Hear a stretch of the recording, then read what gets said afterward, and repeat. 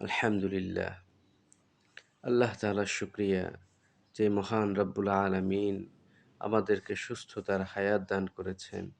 যে মহান রব্বুল আলামিন আমাদেরকে অসংখ্য অগণিত নিয়ামত দান করেছেন।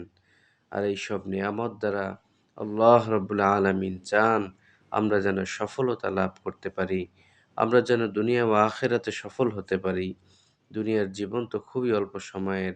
এই জীবন তো যেকোনোভাবেই শেষ হয়ে যাবে।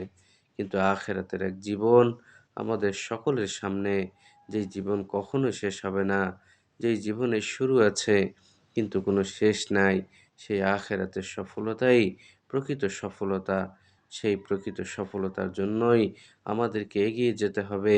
সেই প্রকৃত সফলতার জন্যই আমাদের ঈমানকে মজবুত করতে হবে, আমাদের আমলকে সুন্দর করতে হবে। সেই প্রকৃত সফলতা অর্জনের জন্যই আমাদের কাছে আসছে মাহে রমাদান। রমজান মাস আমাদের জন্য নেয়ামত।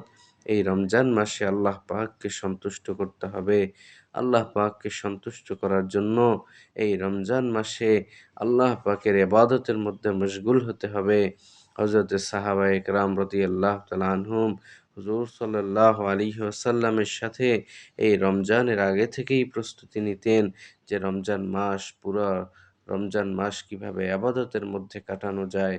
এজন্য রমজান মাসে কাজের বোঝাকে হালকা করে অধিক ইবাদতের জন্য চেষ্টা করতে হবে।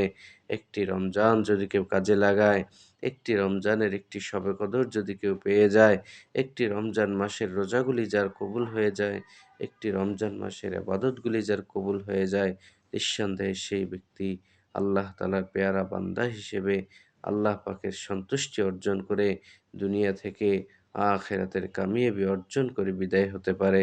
আল্লাহ পাক আমাদেরকে রমজানের হক আদায় করার তৌফিক দান করুন।